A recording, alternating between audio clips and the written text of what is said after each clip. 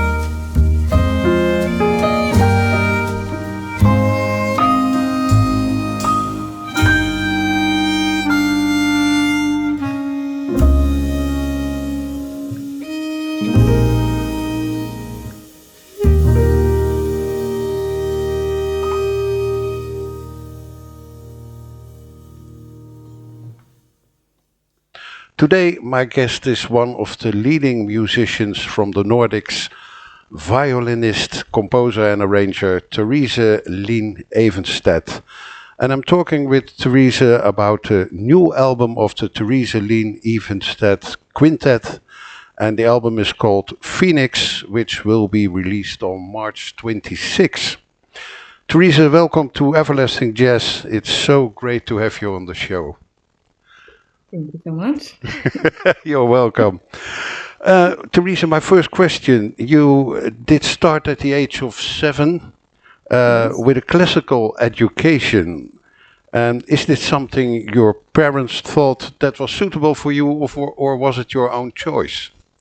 It was actually my own choice because I had my best friend at that time. She was playing the violin and she asked me to play with her.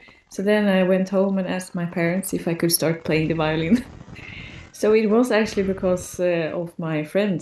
And then we started to play together at the concerts in school, summer, the concert before vacation, holidays, and so on. So it was a very good carrot for a little child, I think. And I think it's also very important to have that kind of that you want to do it yourself when you're such a small human being. Yeah, I understand. But sometimes the parents are pushing and the child has to do it. So, but that was not in Yeah. your case. Yeah. So the No. violin was your first instrument and only instrument? Yes, I would say so.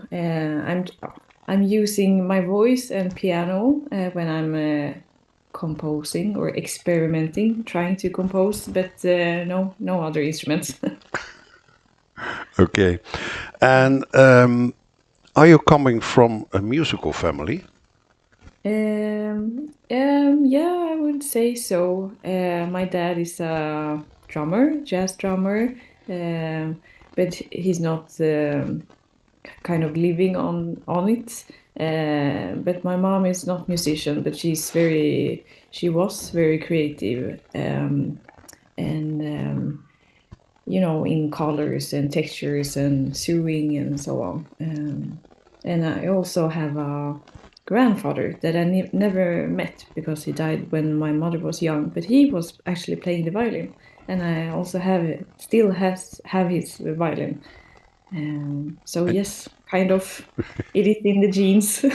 and The are you playing the genes. violin? Are you playing the violin of your grandfather, or do you just No, have it's more just a beautiful violin on the wall. on the Like wall? looking at it, yeah. But So it's yeah, you never play on it. Only play your own no, instrument. yes, it's not that good actually, but it's a beautiful instrument. Well, your father was already a jazz drummer, so I suppose that you were influenced by jazz at an early age. Yeah, I Or was think your that. first encounter totally at another level, not from your father?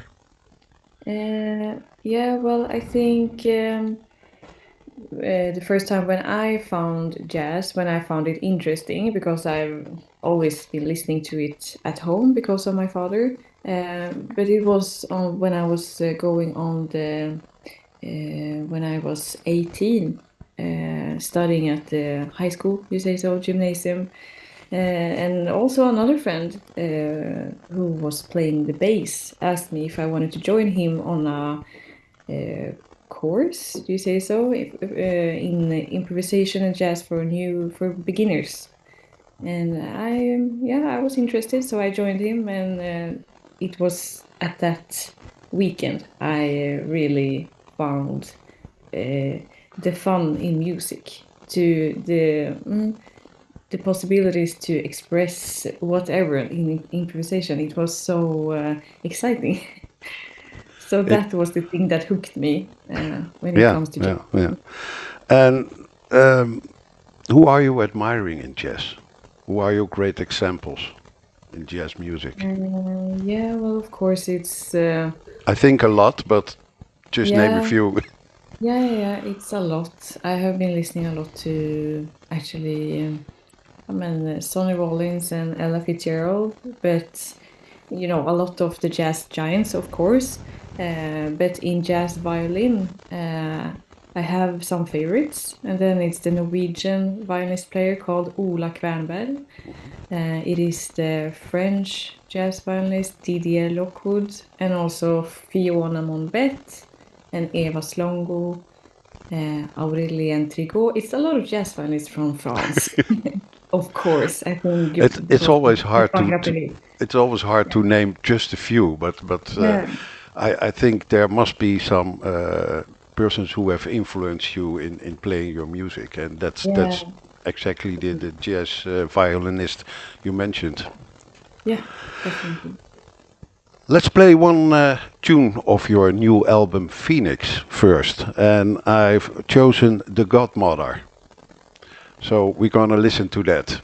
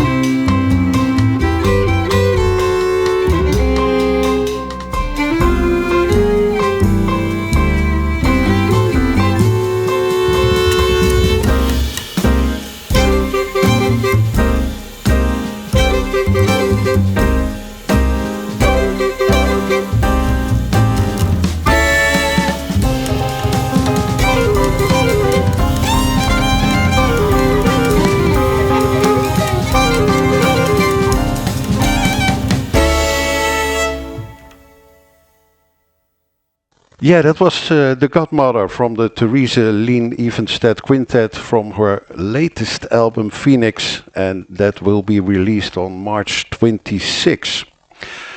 Um, when you are composing, do you still use the benefits of your classical education? That's a good question. I know. I My classical education. Well, maybe it's of course my technique on the violin that I can use that gives me ideas when composing. But otherwise, I just go from my mind and fantasy and from kind of what emotions and colors, what feeling I want to express, and I go from there, I think. So I'm not thinking theoretic at all, actually. Okay. No, because I just ask it because there's a lot of film music is just based on classical music, and Yeah. sometimes they even take whole parts of classical music and put that in film tunes. So I was just some musicians in the jazz are using classical themes for their composition. So I was very curious if you did that also. Yeah, okay, interesting. Yeah. Mm. Um, but is it not difficult when you experimenting with music and developing and searching new boundaries? Is it not difficult to let go of the classical music in your mind and the jazz music, or are you just based on your composition based on jazz music and then experimenting with that what is in your head?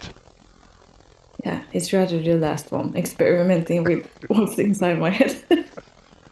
So, I mostly go from I just start maybe singing a melody or find some nice chords on the piano, and then I work from there, and maybe and I then find, oh, it feels like this emotion, or oh, here I would have a groovy part because yeah, of course you have some certain frames that you have learned, of course, in Hmm. your education, and I have more also jazz education. I didn't go any classical, so I studied at the Royal College of Music in Stockholm at the what's in English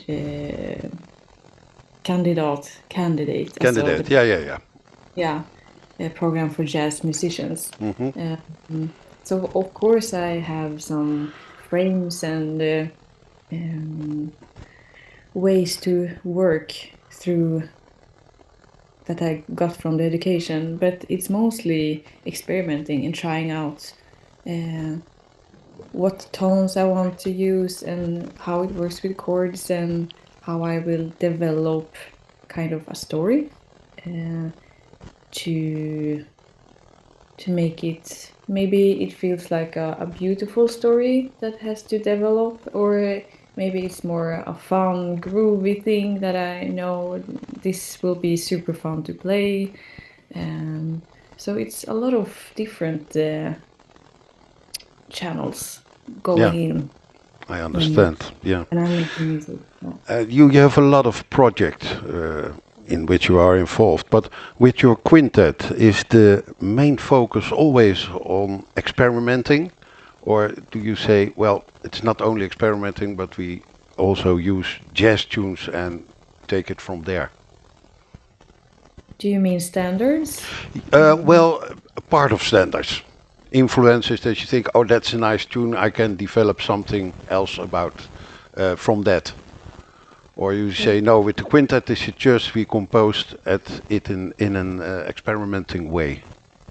Yeah, I just have to speak for myself because in this album, all the band members have contributed with music. Yeah. So when I'm composing, I'm just experimenting because I'm not a fluent composer. I'm just seeing myself as experimenting. So I'm just when I'm sitting down and starting to, it can be it can be very hard for me, also a struggle, and I need to push and push to open uh, how do you say, the water sprinkle, also to get into the ideas and the Yeah, yeah. creativity. Yeah, and I heard it's very common for many that it takes time, but when you have gone through the struggle part, then you maybe get into the flow and it's only very easy to come up with ideas and the melodies and so on. But I think it's not, well, some songs have just came to me, Yeah. or come to me, yeah. But some is such a struggle, and the Godmother, that song, that Yeah. was super hard. That was a struggle. I almost gave up, but I didn't. So it's not so that when you are composing, you are working better when you have a time limit, or Yeah. just say, no, give me all the time I need, because some people are saying, well, if it has to be ready in this day, this evening, then I Yeah. compose at my best. Yeah, well, deadlines is absolutely a good thing, I Yeah. would say. Yeah. Otherwise, I would never do it. Also, so I need to be pushed, and I always set deadlines for almost not everything I do, but most, because then you have a goal, and then you have a Yeah, and carrot. then it must be ready. I know. Yeah, yeah, yeah, of course. I did it once too, and after the time limit, it was finished, and then after time you listen it again and you say, well, I should have done better at this part or this part. So Mhm. it's never good when you are Yeah, yeah, yeah. when you compose Yeah. music. You can always, Yeah, go you will over. always try to develop it, and but if you don't have a time limit, you can Yeah. never get ready with a Yeah, composition. yeah, yeah. That's the Yeah, that's problem. true. Yeah. Well, I suggest that we play another tune of your great album, Phoenix, which will be released on March 26th, and that will be Labyrinten. Ah, Labyrinten. Yeah, Oh, nice. Labyrinten. Okay, sorry. Yeah.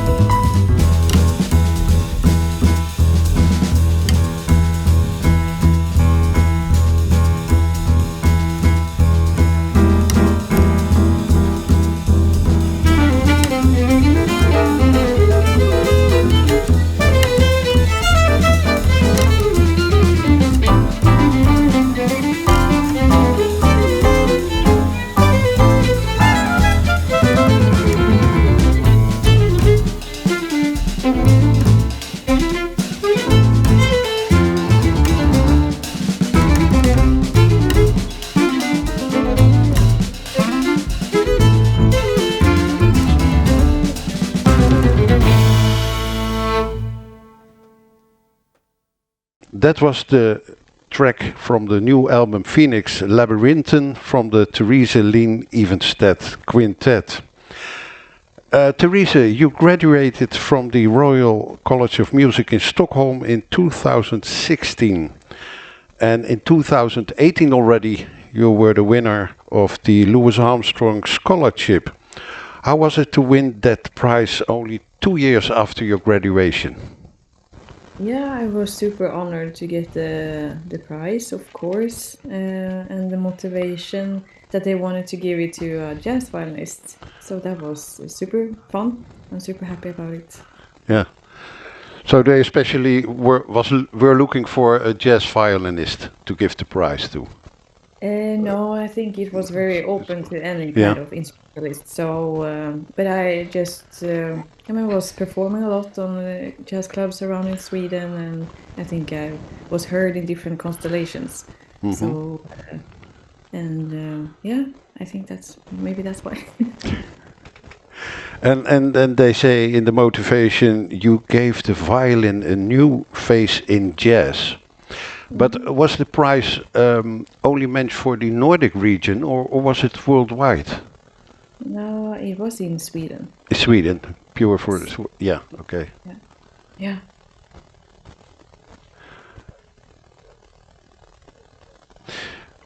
Well, you are the leader of your own quintet. Are you a strict band leader that No. tells your band members, look, this is the way I want to have it?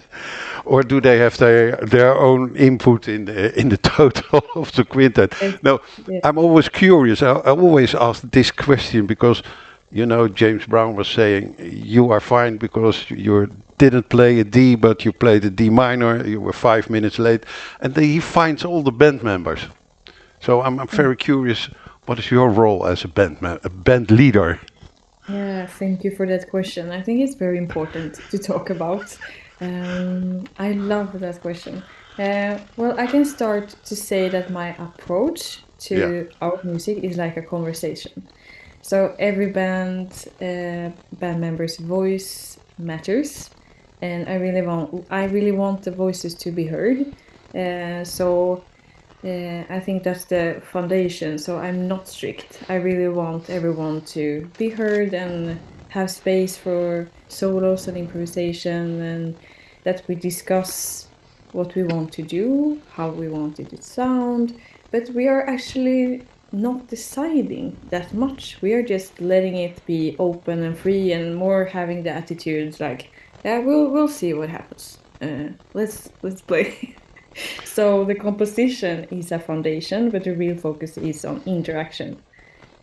So I think the thing that matters the most is communication between us in the band, and because if it's too scripted, I think we lose the essence, and I think you will hear it in the music if it's too like robotic or something. So it's always about passing ideas and developing them together, and letting the music evolve as we interact. Yeah.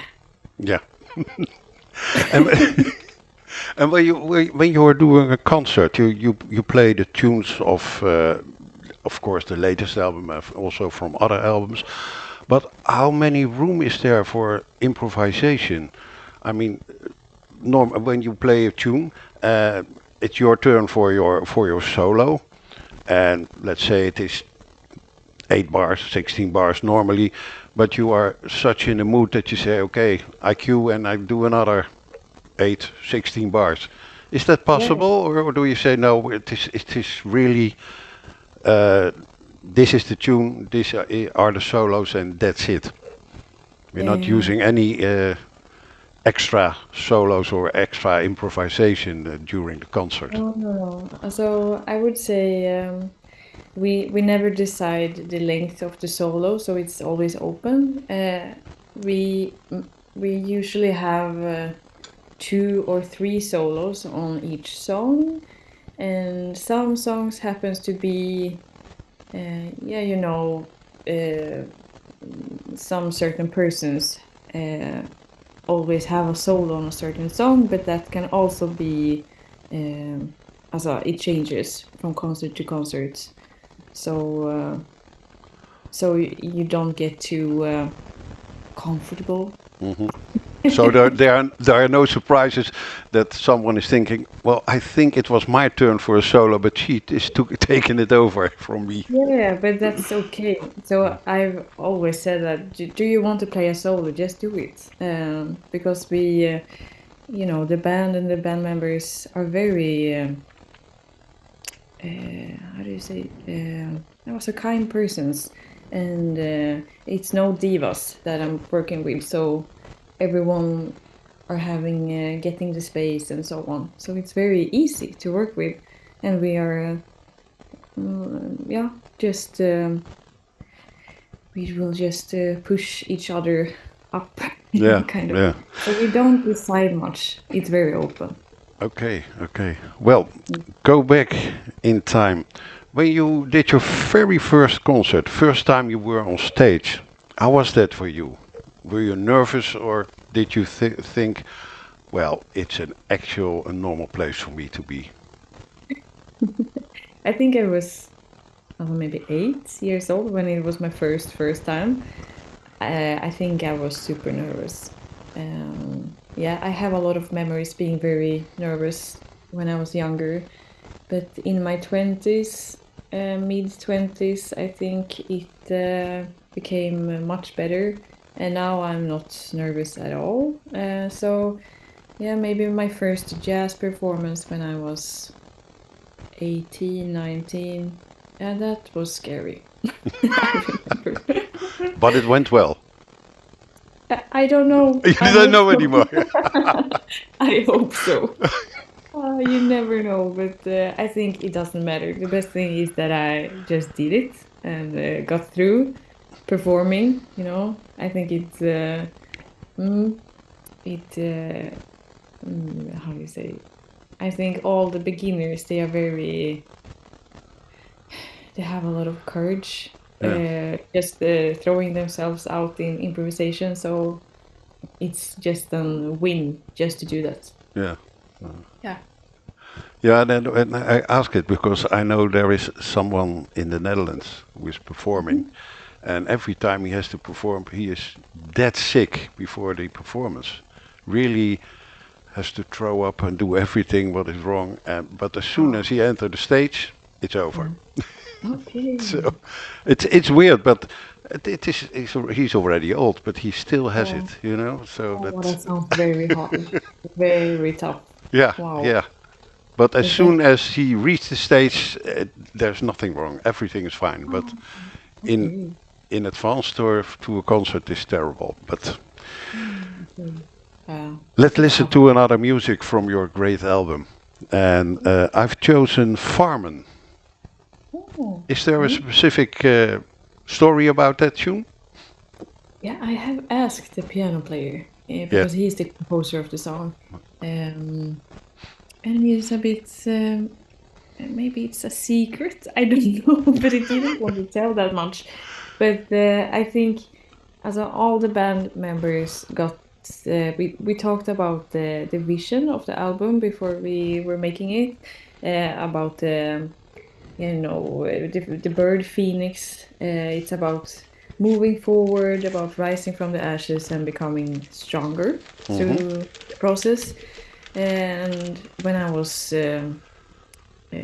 talking about the red thread, I think they got ideas on music and a sound that would match that feeling. So maybe the farm is maybe some like I'm my explanation maybe like a family. You're coming back to the farm. It's very safe and Yeah. cozy and yeah, back to the ground kind of. Yeah. I think I so. still haven't mentioned all your band members, but the album I have it here in front of me, and I would like to show it. Mhm. Mhm. That's the one.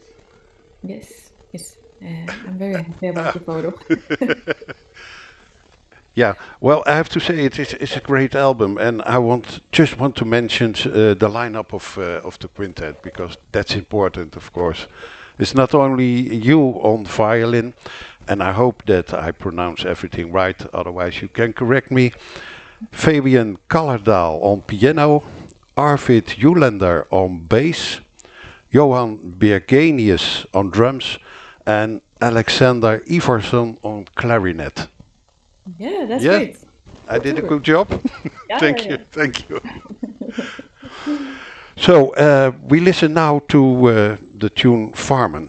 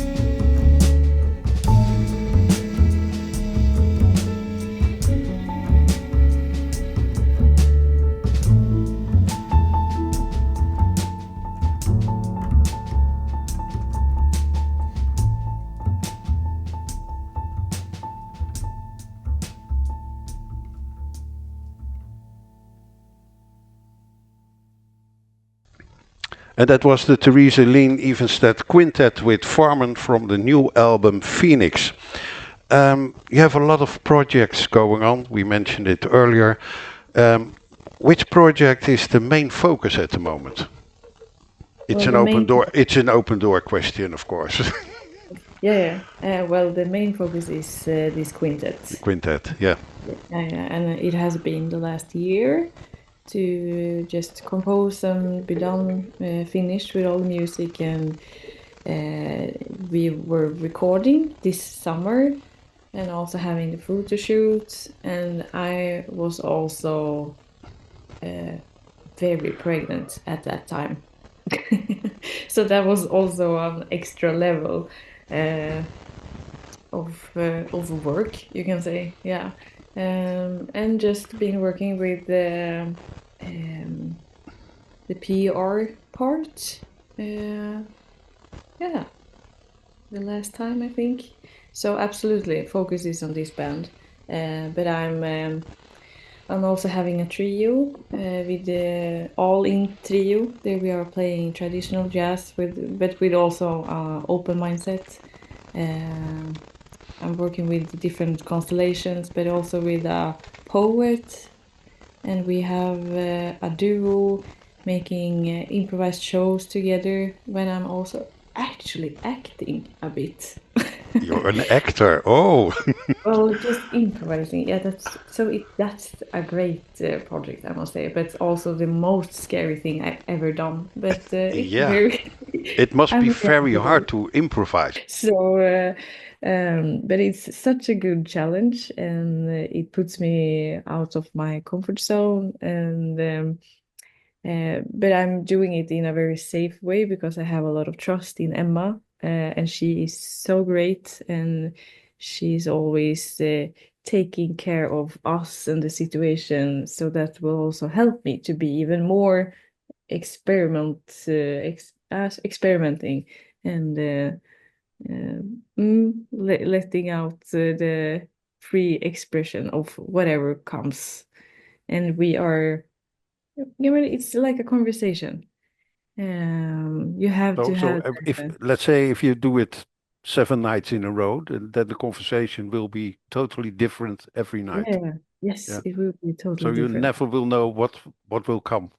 No, no, no, never know. But we have some frames, and that will be we we often ask the audience of Oh, some if they want to share some experiences or memories of situations where they had contact with some other person or with a feeling or is a certain experience, something, and even either they can tell it open to the audience or write it down on a paper piece, and then we start the show with reading out loud the paper pieces, and then yeah. we are inspired by those And small stories. and then you improvise on that. Yeah, or You inspired. develop the stories the audience give you. Yes, Yeah. from Okay. that Nice. stories. Yeah, so that's super interesting, but it takes a lot of energy, of course, but it also gives so much energy. It's almost that we are high on life after that. Also, Hmm. so much adrenaline because it's you have to be so in the now. And it's very similar to when you're improvising. You also have to be just in your here and now. And as fast as you're thinking of judging yourself or judging people around you, you will lose it. You will lose the experience of being in the now and um, mm, it's hard to explain in English, but I think Yeah. you understand what I I mean. understand. I understand. Yeah. Um, Other projects? Yeah, so I'm also performing with different constellations that just starts also just on different events or things like that. But I have also been working with a string quartet called Stockholm Jazz Strings, and also a traditional jazz septet called the Jazz Cats. And yeah, but now the focus is on this quintet and Yeah. releasing album and yeah, just letting everyone knows about the music and the album. So But when you play with let's go back a little, the string quartet, is it only with the quartet, or do you play with, let's say, a band and then fill it in with the quartet? no, only the quartet. Only the Yeah, quartet. so Yes. only string musicians. But we have had a little break for a year or so. But we will see what happens in the future. Yeah. Okay. Yeah. That's also jazz, or Yeah, it is. So it is it's just jazz. jazz Yeah. tunes. Mhm. So it's Right. both original compositions of me and the cello player. He is a double bass player in Stockholm, Svante Söderqvist, and the other two are classical uh, trained violinists and viola player. Oh, so they can play also jazz. That's no problem. Yeah. Well, We are no. having yes, yes, they are very good at listening, and so Yeah, okay. But I feel listening is like okay, but playing.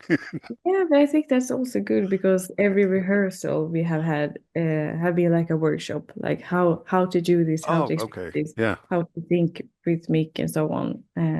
So it has yeah, I'm really happy about it. Hmm. So Um, Other question. Who would you like to be with on stage, with one of your heroes? If that's possible, of course. yeah, Sometimes you think of someone and said, no, it's not gonna work. yeah. Why? But when it is possible, who would you like to be on stage with? Yeah, I would love to perform with my hero Ola Kvernberg. I have met him twice on concerts and so on, but he is a Norwegian jazz violinist, and he's also making a lot of film music and orchestra music, and also jazz and some rock, alltså jazz, but influenced by rock. So he's very experimental, and I think that's super interesting. But beside him, it would have been nice to maybe play with Joshua Redman, the saxophone player, but also, of course, Tigran Hamayasan, the piano player from Armenia. I Oh yeah, love yeah, I music, know. and it's also very interesting. And I think his expression and strings would be a very nice Yeah, collaboration. yeah. But of course, if I could dream about playing with jazz giants that don't live anymore, it would be fun to play with maybe Ella Fitzgerald, but also maybe in the string section of Frank Sinatra, just to explore, just to be a part of the atmosphere and Yeah. the world, alltså, of that glam era of jazz Yeah, back I then. understand. I understand. Yeah, but Yeah, I that would be also, great. But yeah, yeah, and Aretha Franklin, but that's oh more yeah, into soul. But I really love that power voice and yeah, to be, ah, maybe something like that. yeah. Mm. Okay. Okay, now the main focus is, of course, of the quintet. What would you like to achieve in the future with the quintet? Good question. I would like to tour in Europe and also outside Europe. Uh, I would love to go to different countries in Europe and play at festivals. But I also have a dream of going to Japan. That would be very interesting. We were in India for 2 years ago, Yeah, I know. touring. Yeah, and really enjoyed that experience. It's Uh, totally different culture, of course. yeah, yeah, yeah. It's totally different. And did you And play there with also with Indian musicians, or was it just with the quintet? yeah, we actually had one guest musician one time, and he was playing on not tablas, that is a very common instrument, but it was more like, how to say, just let me see, this pot. Yeah, Uh, I know. I know. it's in Yeah. clay pot. Clay Yeah. pot. Yeah. That's also very, but it is not used for flowers. It is an instrument, but it looks I like know. a Yeah. Yeah. clay pot. That- Yeah. Yeah, that And sounds very good. Yeah. yeah, yeah. And he was, also, I was so impressed because we didn't have any rehearsal. He just listened and were totally in the now.